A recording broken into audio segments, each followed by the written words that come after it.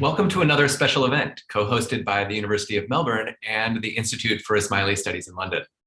I'm Matt Nelson from the Asia Institute and the National Center for Contemporary Islamic Studies in Melbourne. Today, we're joined by Professor Abdullah Saeed, also from the University of Melbourne, and our guest, Dr. Amyn Sajoo from Simon Fraser University in Vancouver, who will be talking about civil society in Muslim contexts, with a special focus on South Asia. Now, before I invite Dr. Sajoo to launch the discussion, I'd like to first invite Professor Saeed to offer a very brief welcome and a bit of context for this exciting collaboration between Melbourne's National Center for Contemporary Islamic Studies and London's Institute for Ismaili Studies.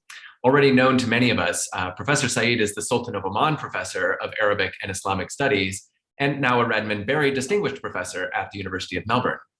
He's also a fellow of the Australian Academy of Humanities. His most recent books include Islam and Human Rights in 2018 and Contemporary Approaches to the Quran and Its Interpretation in Iran in 2019. Professor Saeed, thank you.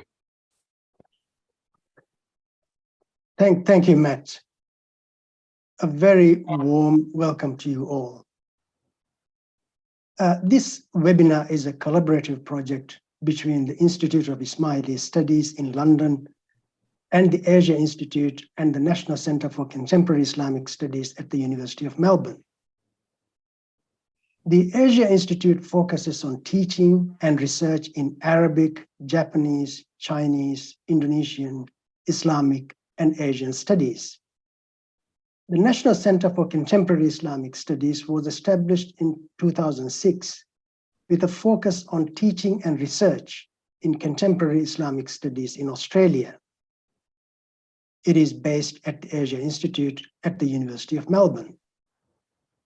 The Institute of Ismaili Studies is based in London. The Institute's research, publications, and educational programs seek to promote scholarship in the fields of historical and contemporary Muslim cultures and societies. A core part of the Institute's mission has been to preserve and study the intellectual and literary heritage of Shi'i Islam and its Ismaili traditions in particular. The Institute of Ismaili Studies adopts a civilizational approach to the study of Islam, exploring the plurality of our contemporary world and its complex relationships with the intellectual and cultural traditions related to Muslim societies. In doing so, the Institute relies on a range of disciplines from humanities to social sciences. The Institute also offers postgraduate opportunities for students. It also has a very important publications program. In all of its programs, the Institute continuously strives for an atmosphere of openness, tolerance, and diversity. Today's webinar is on the important topic of civil society in the Muslim world. We are very fortunate to have a distinguished speaker, Dr. Amyn Sajoo, to present his thoughts on this very important topic. After Dr. Sajoo's presentation, my colleague, Associate Professor Matt Nelson, another distinguished scholar, will explore further with Dr. Sajoo some issues emerging from the presentation. Thank you all very much for joining us. And thank you, Abdullah. So without further ado, it gives me great pleasure to introduce Dr. Amyn Sajoo, who's currently a scholar in residence and a lecturer in the School for International Studies, as well as the Center for Comparative Muslim Studies at Simon Fraser University in Vancouver. So Dr. Sajoo's work focuses on human rights, law, and public religion, especially the ethics of citizenship. He did his PhD in comparative law and human rights at McGill in Montreal, and then worked for the Canadian Departments of Justice and Global Affairs before turning to Singapore as a Canada ASEAN Fellow within Singapore's Institute for Southeast Asian Studies. His first book, Pluralism in Old Societies and New States, which focused on Southeast Asia, was also published by the Institute of Southeast Asian Studies in Singapore.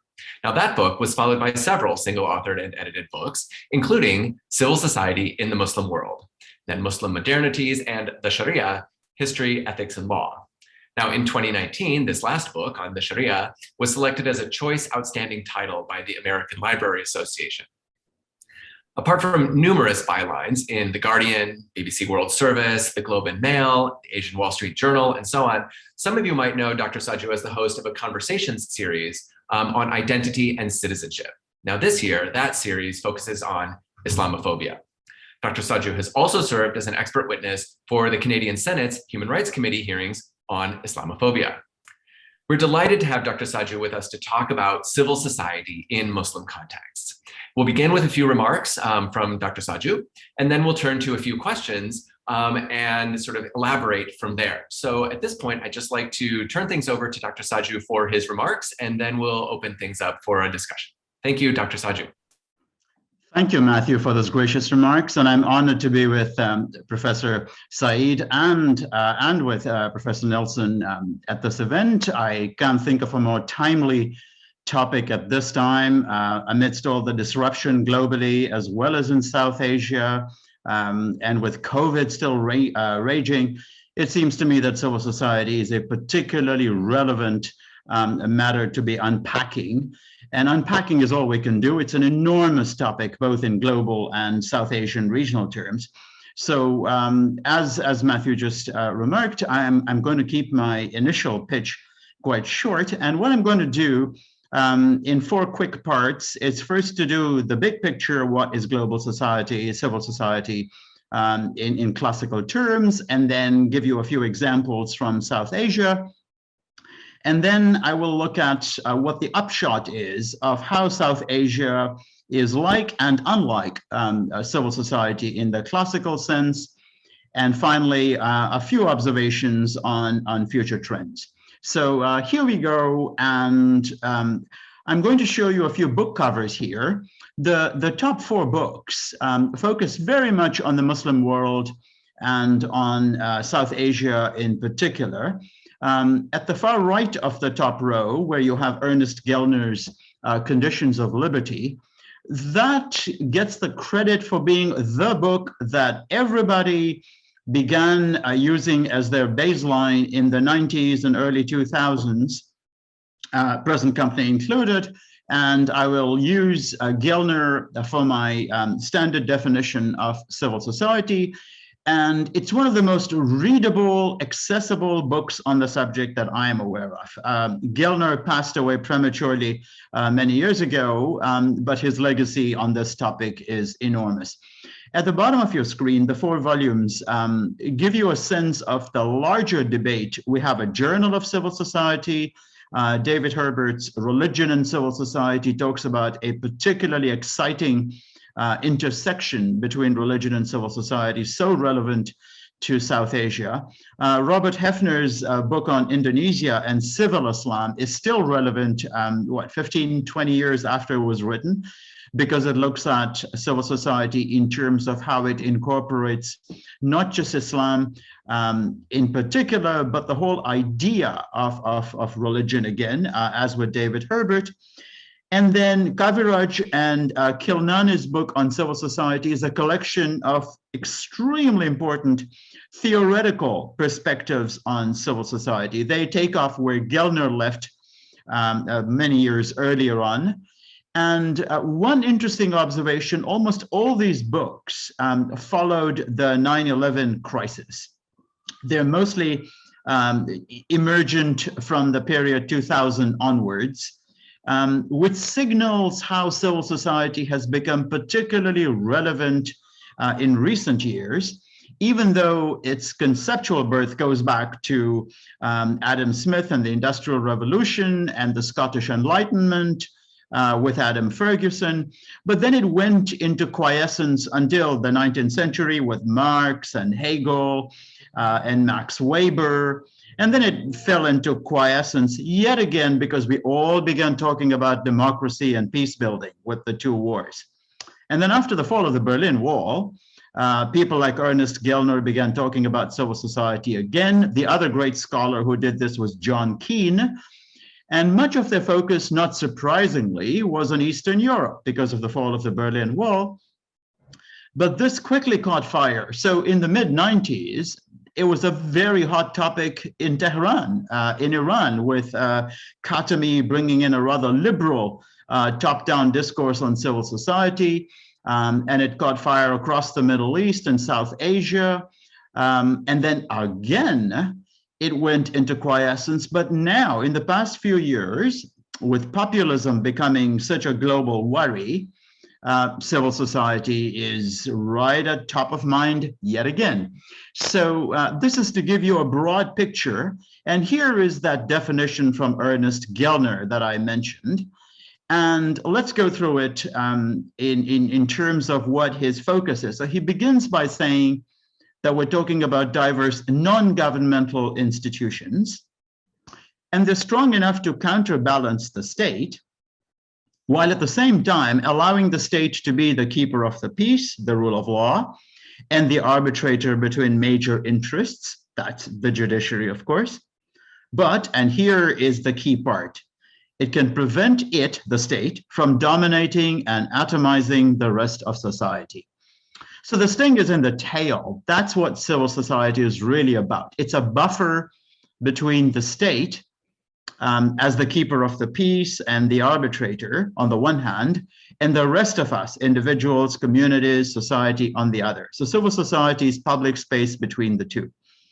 Now, Gellner adds a couple of qualifications. First, he says that civil society thrives in secular culture. Gellner was extremely aware of developments in the Muslim world. He spent time in Morocco and other parts of North Africa. He has very, very interesting chapters on Islamic history in that book on civil society. But this is his conclusion, that's my second bullet point, that Islam is secularization resistant because, he says, it merges religion and politics, and therefore Muslim societies must choose between the ummah, the community, the religious community, and civil society, which is a secular concept. So Gellner is both wonderful in giving us the story of civil society. He goes right back to ancient times, the modern period, and the contemporary challenge after the end of the Cold War. But he's provocative in saying that there are some things that you can't do with civil society. One is to take in religion, and number two, to particularly accommodate Muslim ideas of civic culture because they are essentially secularization resistant. Now, as you may have gathered, I'm going to quarrel with that claim, but I want to do it empirically rather than just in terms of conceptual arguments. So what I'm going to do is take 5 examples from South Asia and one from Lebanon of particular civil society groups. I want to get down to the action, and then we will see what these groups tell us about civil society. So let's begin at top left with Pakistan. Climate Justice Alliance. So this is a very recent civil society grouping in Pakistan, very active, particularly in Karachi and Islamabad, very much an urban phenomenon. They are deeply concerned about climate change. The alliance has been active at the COP meetings, the annual meetings of the climate change community globally. And civil society groups are strongly represented at these Council of Parties meetings, the COP meetings every year. And the Climate Justice Alliance in Pakistan is an example of a public interest group, climate change being a matter of general as well as particular public interest to poor communities that are vulnerable and so on. My second example at the top right of your screen will be very familiar to most of you, and that's the Grameen Bank's microcredit program, yes, with Muhammad Yunus. And Bangladesh pioneered this idea of microcredit, particularly with a bank getting into it. So this was a bank like no other. It was interested in poor people. It extended credit that ordinary banks would not give. It targeted women and the most vulnerable members of Bangladeshi society as part of national development, but also community development. So it's a civil society initiative in the sense that, as Gellner tells us, it's not done by the state. It's done by activist citizens. In this case, a brilliant economist, Yunus, who was with the World Bank before, knew what he was doing, but remarkably creative in engaging with people that would normally fall out of the state's concern through banks and the formal economy. Now let's move to the middle of the screen, the South Asia Media Solidarity Network. That's a mouthful, which has a digital hub, which means that their focal gathering point is digital rather than a particular South Asian country. And this Media Solidarity Network is extremely busy right now because right across South Asia, there's a lot of tension between the state and journalists and other public media activists and so on. There's a lot of restriction on what you can show on television screens, on social media, etc. And this Media Solidarity Network right across South Asia, they've been very active this past week in Sri Lanka, but they're generally extraordinarily active in India and Pakistan. And some of their most active members lately have come from Sri Lanka and Bangladesh. And what they do is they push back against the state's control on media, saying that the media has a profoundly important role in informing the public of what's happening, of giving critical analysis, of fact-checking, and so on. And they're part of a global media network. So they're both regional, they work at the national level, they come down to the community level, and they have ties globally. Okay. And then at bottom left, the Aga Khan Development Network's Village Governance Initiative in India. Now, the Aga Khan Development Network has pioneered the notion that democracy should begin in villages and small towns, even though it has been historically an urban phenomenon. Normally voting is highest in urban centers. That's where all the hubbub happens during elections. And the AKDN has been saying, we're forgetting about people who are often in the majority, and certainly in South Asia, who don't live in big cities. And that if you want democratic culture, not just to be an election time phenomenon, but to become part of a society's identity and profile, then you need to go down to the grassroots. So this initiative encourages village level inclusion of women, people with disabilities, children get to speak. It's training in democratic decision-making, often against patriarchal, male-dominated, clan-dominated governance, which has been traditional. And finally, the Adian Foundation in Lebanon. Now, I've gone outside of South Asia to Lebanon because an issue that is hugely important in South Asia, sectarianism, right across South Asia, has also been very important in Lebanon between Christians, various types of Muslim, Shia, and Sunni, and also amongst Christians, the Catholics, Orthodox, Protestants, and so on. And the Adian Foundation, as you can see from that graphic, has sought to approach civil society as a matter of peace building that is interfaith. Again, not a state initiative, but a citizens initiative. And I'm going to Lebanon because it's not a Western country, and it has a lot to tell us about non-Western civil society that is relevant right across the global South, which is sectarian conflict, and how that can be turned around into a civil society initiative. So these are my examples of real world civil society. And then I want to ask, this is my next part of the presentation, what do we learn from this? What's the upshot? First, we agree with Gellner that these are non-state actors. However, he was talking about a buffer against the state. I'm going to suggest that partnership with the state is not a terrible thing, as long as the non-state actors are acting independently for the public good. So the first upshot is whether it's Adian in Lebanon, whether it's microcredit in Bangladesh, or the Alliance for Climate Change in Pakistan, that these are non-state actors And when they wish to, when both sides want to, they can partner with the state, but they must retain their own identity. If they're co-opted, then they're not civil society. Then they become an extension of the state. My second upshot is that it must happen in public space, not private space. It must be nonviolent, which is part of the idea of a civil society, emphasis on the rule of law, respect for public order. Even if the purpose is to change the legal and social and political order, civil society works within those structures to engineer social change. They could ask for a new constitution. They could change. They could say the judiciary needs a reform.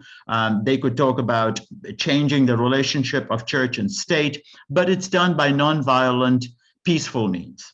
All right. My third upshot is contrary to Gellner, that good civil society can be secular and religious, as long as it's pluralist. It must be inclusive, which was the reason why Gellner was a little bit skeptical about religion, because he felt religion was tribal, exclusive, very private, and so on. Whereas I think that ignores the evidence we have from groups such as Adian and also the Village Democratic Initiative, where religion can play a very, very important public role. My fourth inference is what I just touched on, which is whenever civil society is successful in mobilizing people, it's going to invite repression or co-optation. Either the state is going to be afraid of civil society, in which case you will get repression, or it's going to try to buy into that and co-opt it and say, okay, we agree with you, so why don't we do climate change together? Now, if that's a partnership, then it's number one, the non-state actors in partnership. But if the state says, you know what, we do it better than you, we've got better resources and a better profile, so why don't you just become part of our work? Then you're co-opting. Civil society loses its identity. And so the co-optation and repression can become very, very active responses to civil society. And when this happens, and it is happening in South Asia, as it is happening in the United States, in my country, in Canada, and so on, you can get mass protest, you can get conflict, and you can also get a virtual diversion to virtual civil society. In other words, civil society only finds safety in social media. It's no longer okay to be on the ground because there's too much going on and you can be hit, you can be targeted, you can be repressed.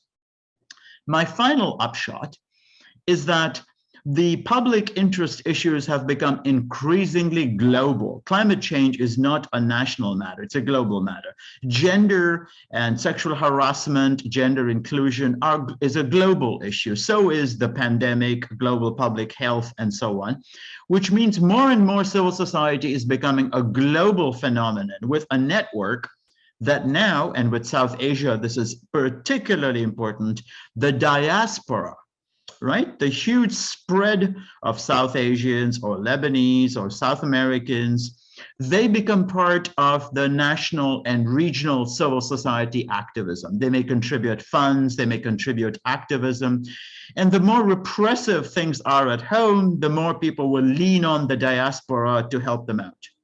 So these are my broad upshots on what we've seen with civil society in South Asia. And here is my map of civil society. So this is a visualization of what we mean. At the top, we've got the state and its institutions, right? And that includes the executive, the judiciary, and so on.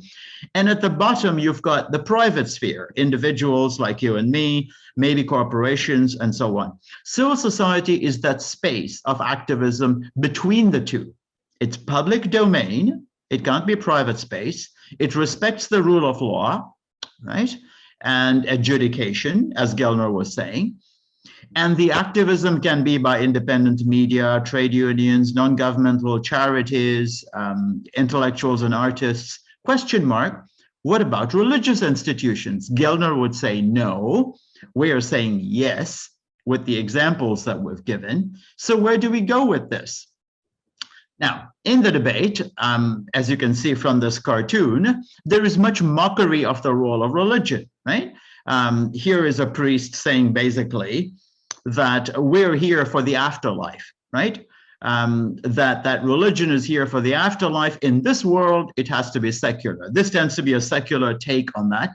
But religious activists get their back, and here is a cartoon that wants to do the opposite. So here you have the World Trade Organization trying to help out, and here's somebody from the church group saying, you know, really, you want to help?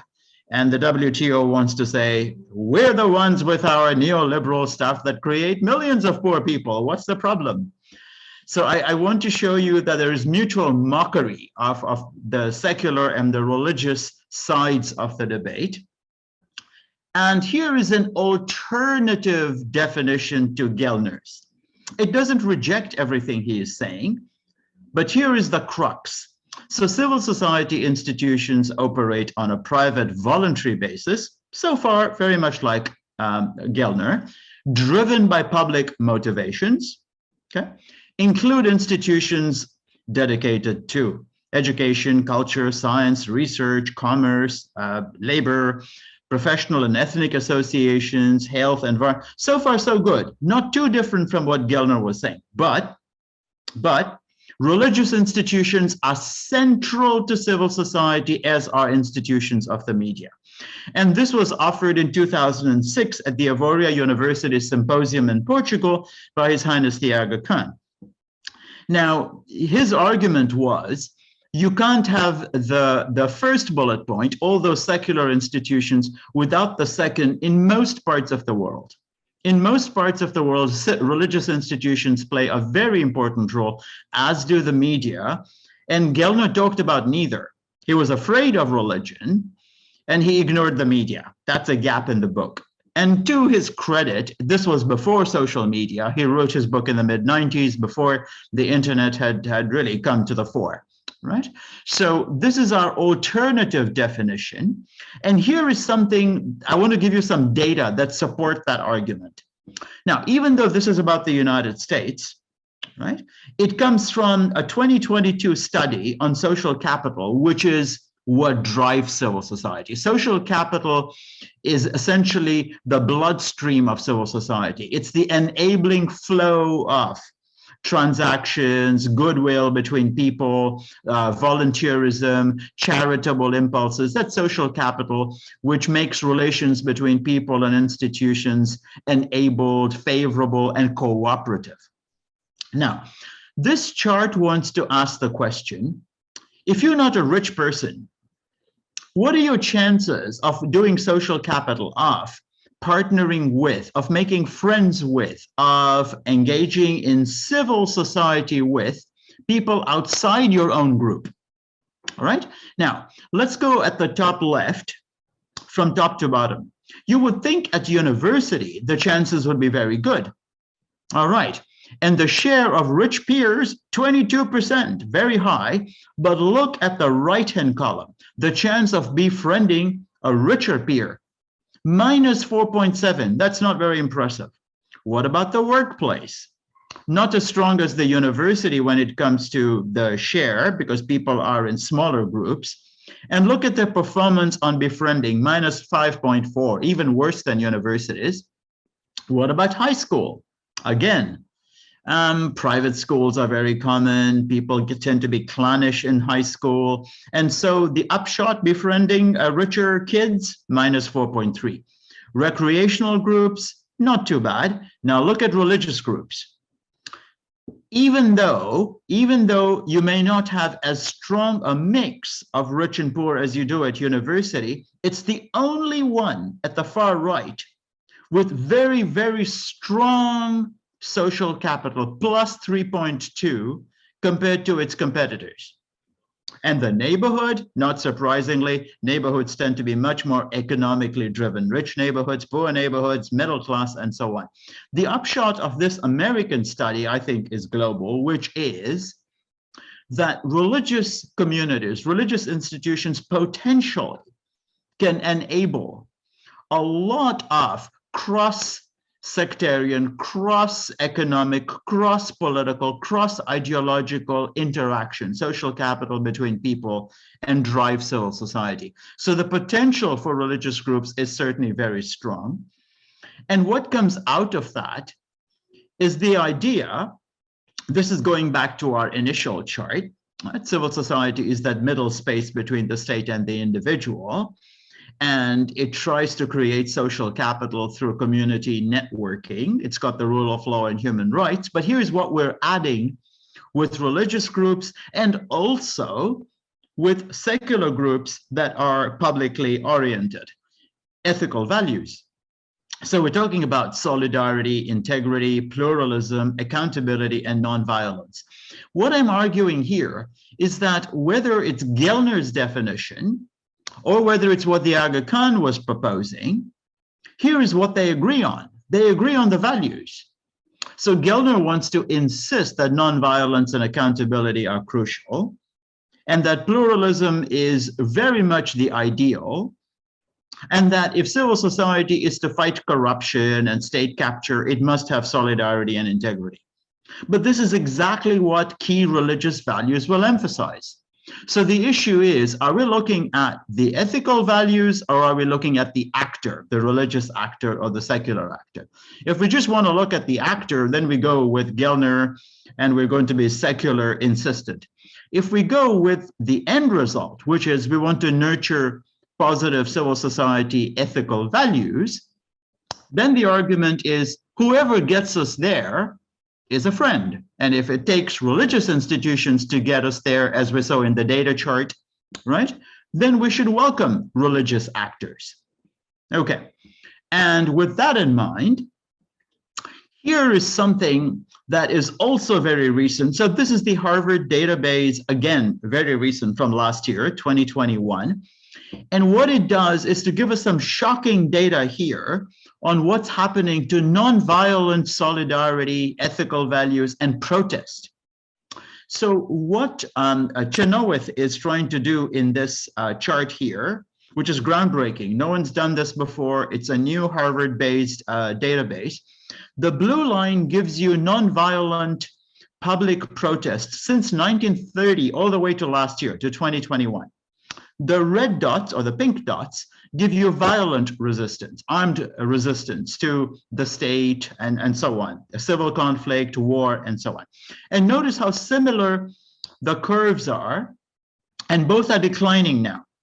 So Chenoweth wants to say in this data chart that since 1990, when civil society was becoming a very hot topic after the Cold War, public protest has become weaker and weaker as a tool for social change. That the number of public protests is very high, right? And during COVID, a lot of people protested all kinds of things. And right now we've got protests about Palestine, the Ukraine-Russia war, gender inclusion, sexual harassment, a whole bunch of issues. In Iran about face masks, about the hijab and so on. Yes, it is a face mask of sorts. And so what Chenoweth is saying is protests are frequent and increasingly becoming ineffective. In fact, they're at the least effective level since 1930. And this is a global measurement of nonviolent protest. Now, what I'm getting at with this database is I'm suggesting that this makes what I showed you a moment ago, that all the more important. In other words, you can't rely on public protest alone, which is what Gellner had in mind very significantly as civil society mobilizing, right? And a lot of Western scholarship is about the mobilization of civil society against the state. Whereas what we're saying here is if you want to sustain your civil society institution, you need more than just mobilization. Look what happened with the Arab Spring, very good at mobilizing. And what happened after 2011, 2012 in Syria, in Libya, in Egypt? You had a complete decline, right? And some people would say it became from Arab Spring to Arab Winter. You went back to status quo ante and to very repressive status quo and so on. So the argument is that if you pursue civil society as an ethical quest, then you are relatively less worried about this decline in public protest, because you can now accommodate this as, okay, this is only one tool amongst many for civil society. It's not just about mobilizing for protest, right?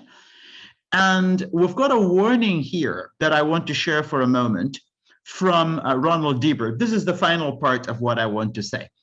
Now, Ron Debert, Canadian scholar in Toronto with a think tank attached to the University of Toronto, he wants to say that social media now has become very important for civil society, but unfortunately, the initial promise of the internet as providing a more democratic platform for civil society requires a reset because surveillance is taking over.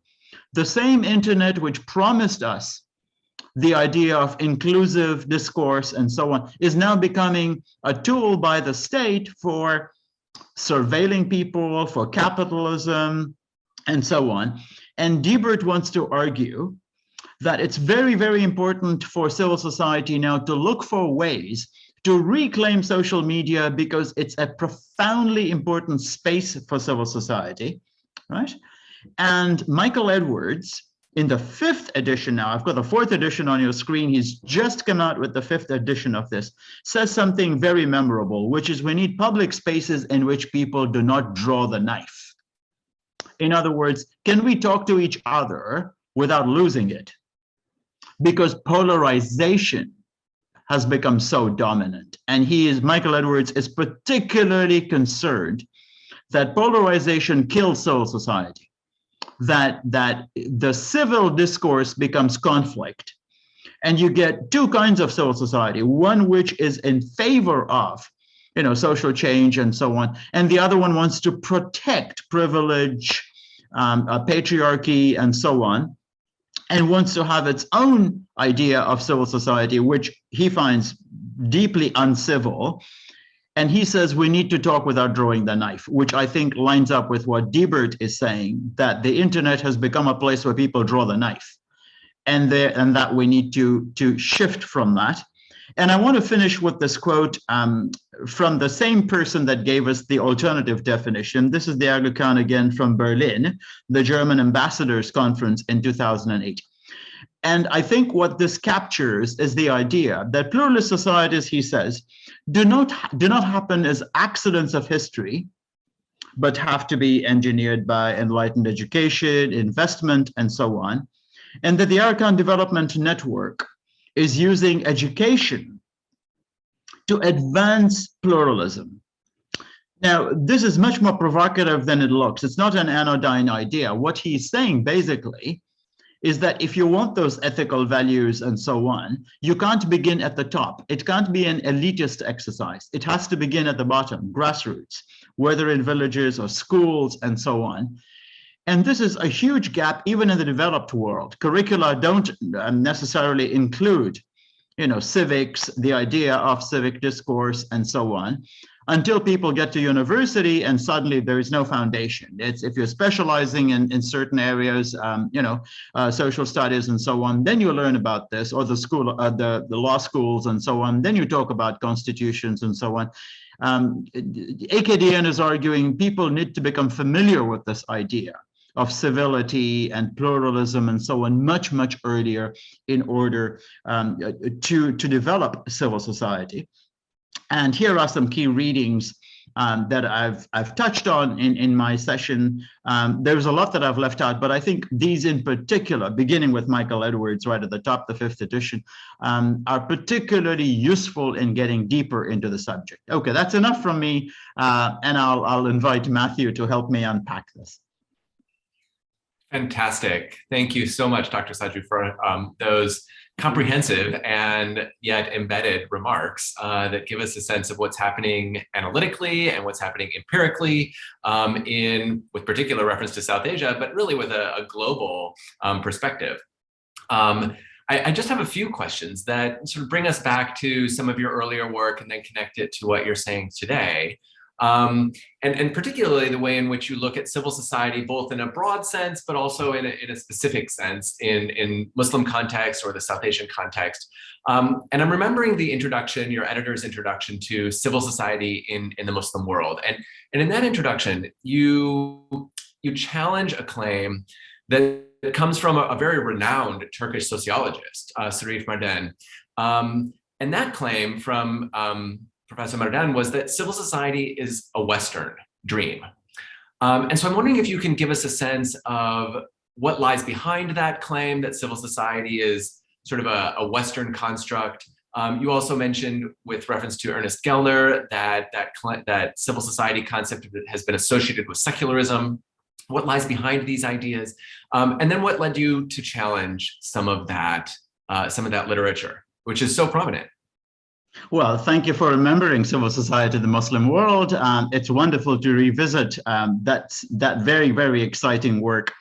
And Sarif Marden, the late Turkish scholar, was building on what Gellner was telling us by saying that really civil society requires a secular public culture which values or privileges individual human rights, particularly freedom of association, freedom of expression, the rule of law, and that you need a, quote, clean separation of church and state in order to have democratic institutions that are effective. And if those are the requirements, if those are the conditions of liberty, as Gellner puts it in the title of his book, then these are Western values as opposed to the more authoritarian impulses in non-Western political cultures. And Sarif Marden adds particularly that, along with Gellner, that Muslim majority societies are resistant to those values because they've got their own very powerful religion-centered, sort of sultanate or caliphate-centered narrative in which the authority that is legitimate and effective, that society respects, is not that of civic institutions and so on, but that of traditional leaders and that they come out of faith traditions. Now, in civil society in the Muslim world, not just I, but all of us contributors, found that claim to be normative rather than based on evidence. And by that I mean that Gellner and Marden were taking a snapshot and saying, at this stage in history, the West is taking civil society very seriously, particularly after the fall of the Berlin Wall, and so is Eastern Europe. So it must be a European, North American, transatlantic, in other words, a Western phenomenon, and that it's there that people really want the kind of democratic culture that emerged after, the 18th century and the Industrial Revolution, exactly what Adam Smith and Adam Ferguson and so on were talking about.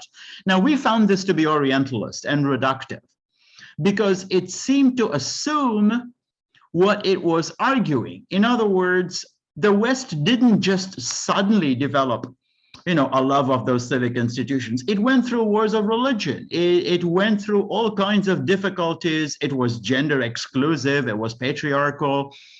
And it changed. And the idea that only Western societies change and the global South does not change struck us as very reductive. And we argued that, in fact, there isn't one pathway to democracy or modernity or civil society. There are multiple pathways, and that those pathways don't necessarily require the secular route. The issue is, where are you heading? If the idea is ethical participation in the public sphere, a commitment to involved and ethical and engaged citizenship, right? And respect, mutual respect between the state and communities and so on, there was no reason why societies in the global South and in the Muslim world should not be taken seriously in terms of civil society.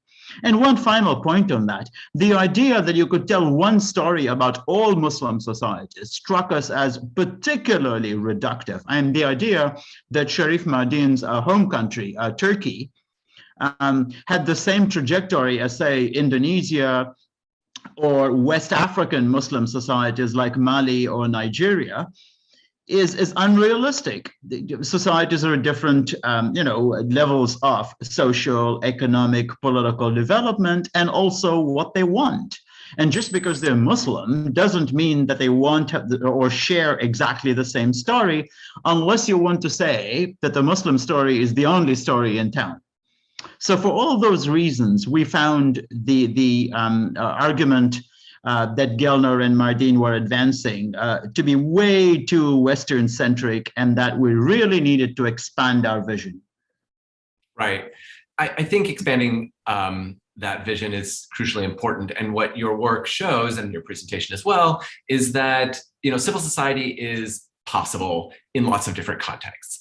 But I have a sort of a follow-up question, which is that on the one hand, civil society may take shape in lots of different contexts, but it may take shape differently across those different contexts. And we all know that faith traditions are a very important part of political life and various public spheres in South Asia.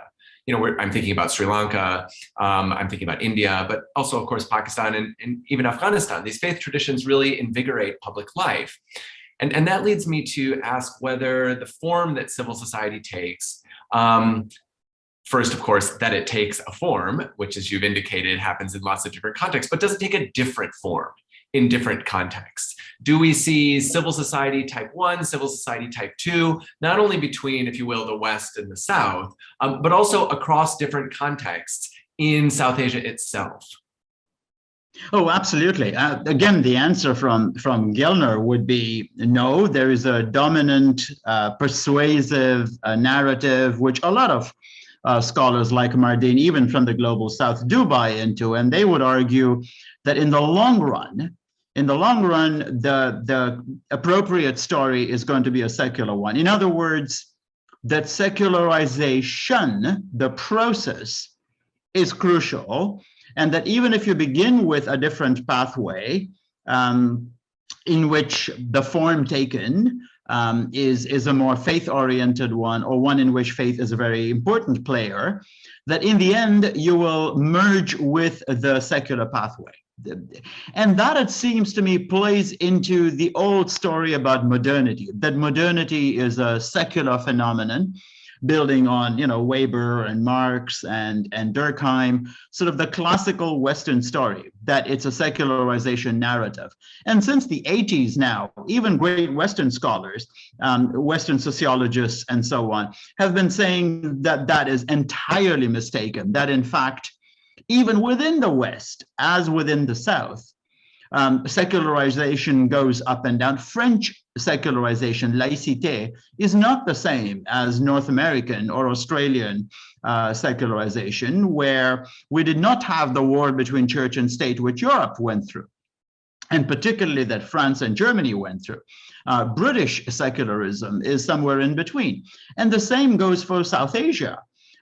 India began in the post-partition period, along with Pakistan, as a much more secular, formally secular society, but we found out this was top down, that the state may have thought that it was secular, but people did not.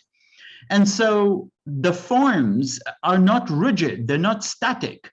They switch. Look at the role of religion in the United States, which we regard as a primary Western modern space in which to look at civil society, etc. Religion is far more important in the United States than it is in Western Europe. And so the idea that faith traditions belong to a separate category only in the global South, I think, is a misstep. And I think that to say that South Asian exceptionalism is what it's about, that only in South Asia is religion particularly important, would not be, I think, supported by the evidence. The evidence shows that religion can wax and wane. It can play a very important role. It can then diminish when you have sectarian conflict. A lot of people in Iraq, for example, and other parts of the Middle East now think it's time to quieten down the role of religion. And yet here you have in Lebanon people saying, no, we can't walk away. Religion is such an important player. And so the Adian Foundation reminds us how important it is. And I think that is the important thing to realize, that the forms are not rigid. They will change with the context, with the economic, social, and political circumstances, which brings me back to, what are we after?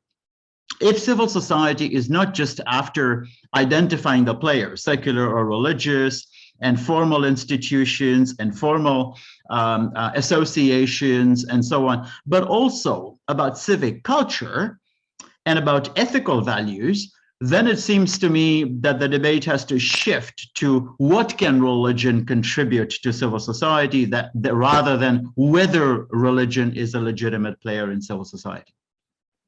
Right. The way in which we think about civil society as community-based organizations or sort of trans community organizations that stitch various actors together to articulate a view that is different from, but not always entirely incompatible with, the views of the state, I think is very important. These are activists. These are people who are trying to, in a sense, bring their community's views to light so that those community views can express themselves. We also know that some of these community-based organizations with a religious orientation have that sort of public good orientation that you described, that sort of pluralist orientation that you described, but not all of them, right? Some may have, if you will, a relatively more exclusionary understanding of the public good. And I'm wondering if you can sort of draw a line in your understanding of civil society between those organizations that have the character that you're talking about in terms of resisting or at least pushing back against state power, but that pluralism-friendly orientation, that notion of the public good seems to be such an important part of your definition. Do you see variation in community-based organizations on that dimension?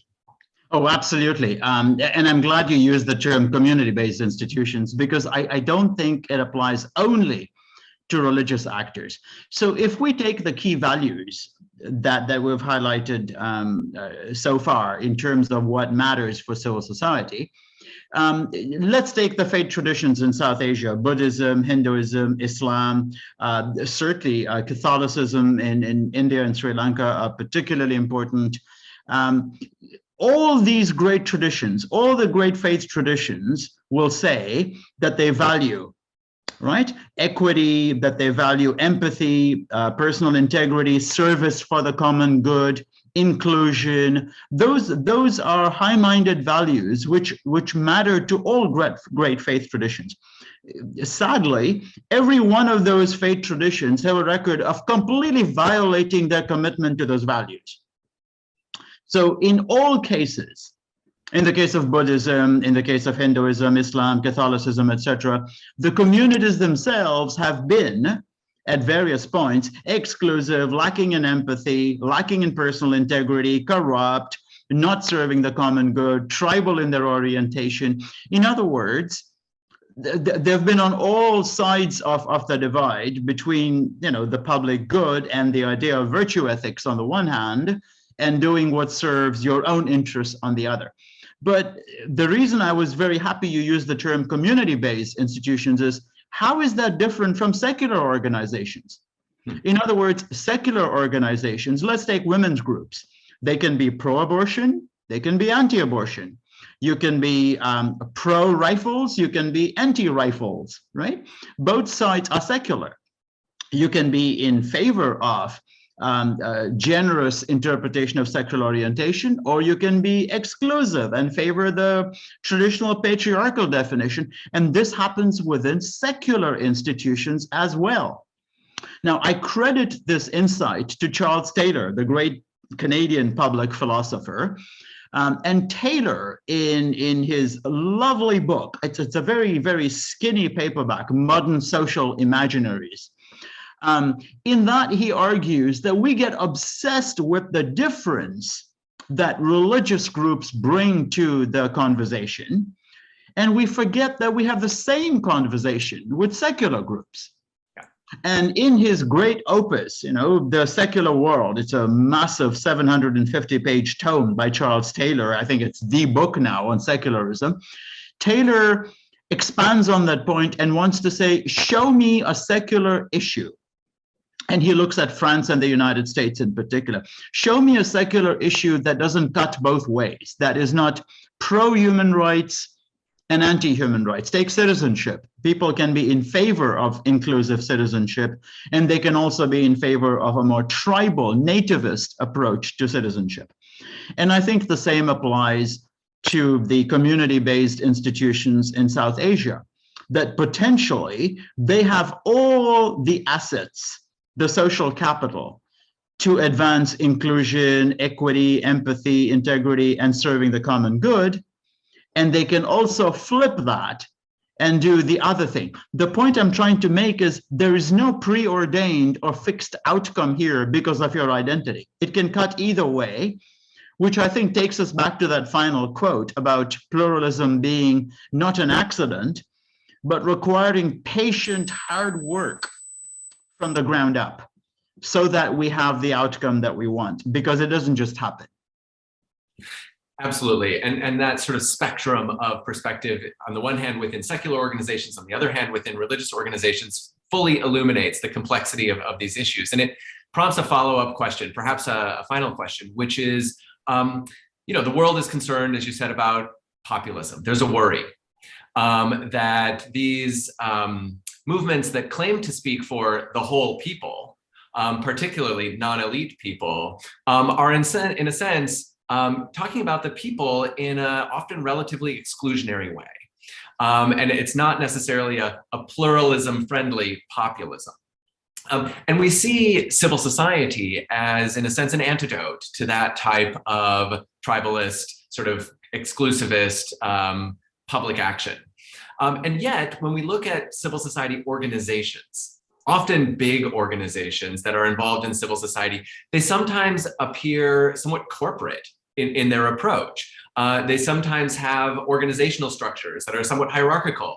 And so my question is really, on the one hand, we see civil society organizations as an antidote to populism, but populism is pushing back on elites. And some of these civil society organizations in their organizational architecture look somewhat elite. And I'm wondering how you see, on the one hand, civil society as an antidote to populism, particularly recognizing some of the very large organizational structures, somewhat hierarchical and often quite elitist in their approach that we see within big civil society organizations. How do you square some of those issues?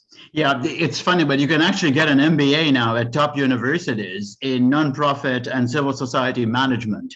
That's as elitist as it gets. Because guess what happens when you come out of these programs, right? You demand a corporate salary. You are now a professional lobbyist, a professional fundraiser, and so on. And the rationale that's offered for this is good governance. The argument that good governance is not just good corporate governance or good political governance, but also good civil society governance. It's a universal idea. And if you want to do good governance, well, then you have to be professional at it. So whether you're doing fundraising, grant writing, you do need people with, advanced degrees and skills in this.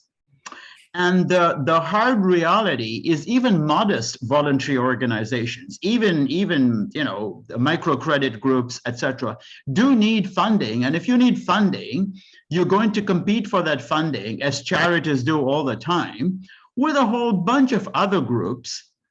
And this can commodify what you're doing. I mean, my favorite example is when the Red Crescent or the Red Cross wants blood, and not enough people are donating blood as a voluntary act. And so they want to say, okay, we will give you X amount of money, or we will give you coupons, or we'll give you some material reward for giving blood.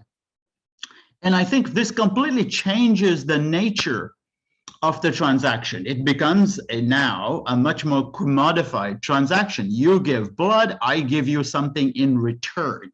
You're not doing it because it's inherently a good thing to do, which is where civil society started. The idea of social capital was that people do good either because it's incidental to what they do, it just comes out of their normal activity, or because they want to do good because they care. And instead we're becoming like corporations, as you put it, professionalizing and so on. And remember, Max Weber warned us about this in the Protestant Ethic way back in the early 1900s, that's what modernity does to us, the iron cage. And look what COVID-19 did. I mean, public health became a commodity, whether it's vaccines or face masks or, personal protective equipment at large. Everything is commodified. It's got a commercial value. And we lose the sense of the idea of the virtue of it as an inherent good. So you're quite right that this is a major challenge. And I remember how shocked I was in my London days on my first visit to Amnesty International in the center of London. And it looked to me like the United Nations headquarters that I had done my internship in New York. It had, several floors, security guards, doors everywhere, and layers of bureaucracy for one of the world's most important civil society organizations. I mean, basically, it looked like a corporation. And it was very hierarchical. You had a board at the top, and then you had, regular staff at the bottom, and there was a big gap between them. And I think to a certain extent, this is unavoidable. It's just the nature of the public space in which nonprofits and charities and civil society voluntary groups have to work.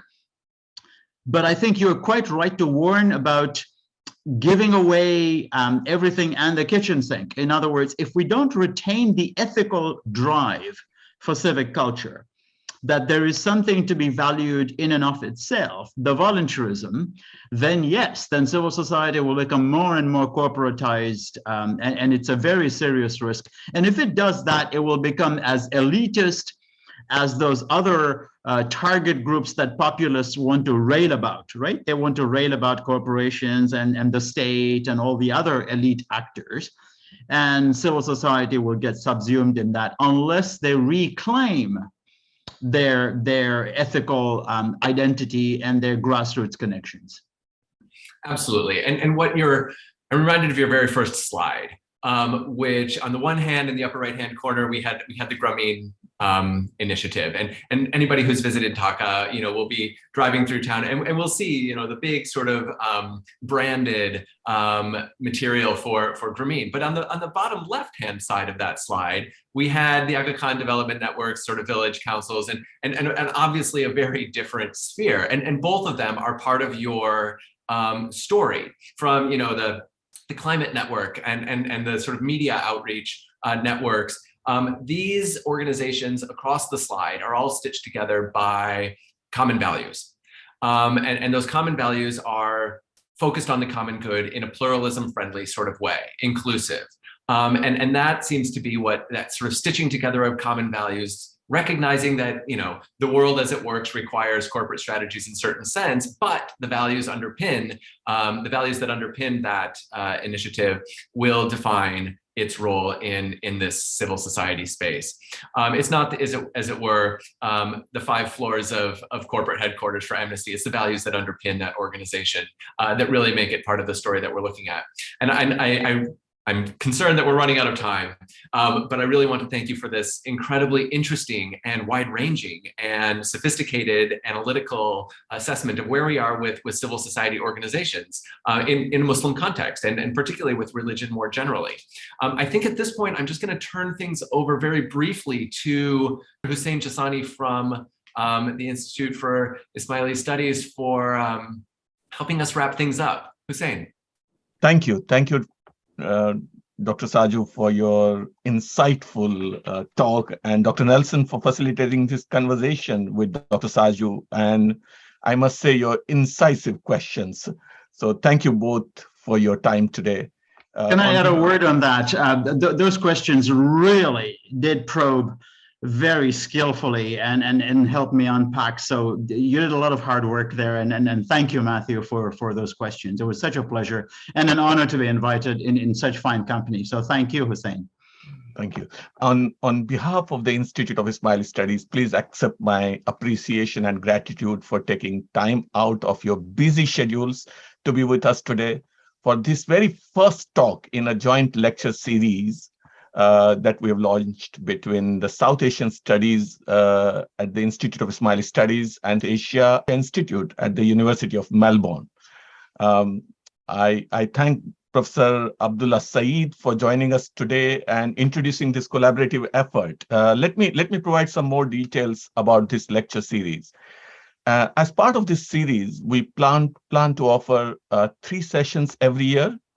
We'll be inviting scholars who are involved in studying Muslim societies and cultures of South Asia and engage with them on topics of interest for the students and scholars of South Asian studies. So we do hope to see you again, Amyn, soon, and of course, both of you. Many people have contributed to make this series a reality, and I owe a word of gratitude to them. To start with, I thank Dr. Farhad Daftari, the director of the Institute of Ismaili Studies, for enabling this contribution to be possible. Our appreciation to Dr. Salim Lakha, an honorary senior fellow of the University of Melbourne, and Dr. Mohammad Keshavji, a world-renowned ADR expert and a good friend, for initiating this conversation with the University of Melbourne and joining multiple meetings to conceptualize and develop the proposal for this series. I also take this opportunity to thank Asif Murji of the Aga Khan Council for Canada. Without his technical support and his team's technical support, this session wouldn't have been possible. I thank communications team at the IIS, especially Maria and Sushil, for their assistance in developing marketing materials and their other technical assistance. Before I end, I must express my deepest gratitude to hundreds of participants who have joined us today for on this journey, and in many cases at odd hours. Thank you to you all. For those who would like to go back and view this, the recording of the session again, the video of this talk will be uploaded on the IIS YouTube channel. The next talk in the series is scheduled for January 2023. You will soon hear about this via the IIS website and our usual communication channels. Once again, I thank you, Dr. Amyn Sajoo and Matthew Nelson, for your time and this exciting conversation. Thank you all. See you all in January for our second talk in this joint lecture series.